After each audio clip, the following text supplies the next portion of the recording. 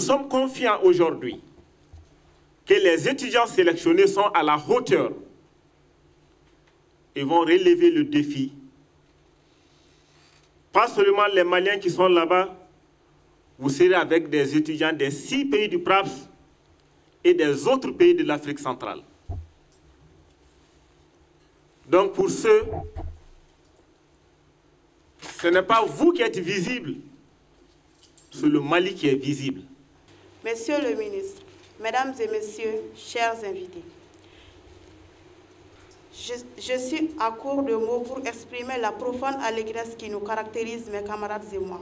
En cette heureuse circonstance, quand on sait la difficulté d'accès à une bourse d'études dans une école si prestigieuse qu'est l'École inter-État des sciences et de médecine vétérinaire de Dakar au Sénégal, EISMV, et de surcroît des études de doctorat.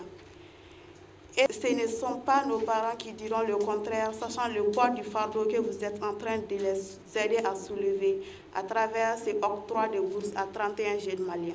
La question des ressources humaines dans les différents secteurs de notre économie en général et dans le secteur rural en particulier reste une grande préoccupation pour les autorités nationales. Eu égard à l'importance et au rôle du sous-secteur élevage au Mali, cela constitue un défi que le gouvernement tient à relever. Cela passe par l'amélioration de la qualité des femmes et des hommes qui interviennent dans le sous-secteur, mais également par l'accroissement du nombre des professionnels. C'est dans ce cadre que le gouvernement, à travers les projets PRAPS Mali et PADELEM, a décidé de financer, entre autres, la formation initiale de docteurs en médecine vétérinaire. Mesdames et messieurs, la cérémonie simple, mais pleine de signification qui nous réunit aujourd'hui est le témoignage de la politique volontariste de l'État à faire des agents économiques de notre pays des acteurs performants, prêts à répondre à la compétition régionale et internationale.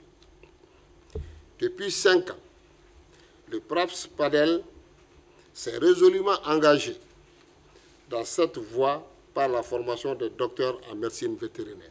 Je dirais à nos futurs boursiers que c'est maintenant que le plus dur du boulot va commencer.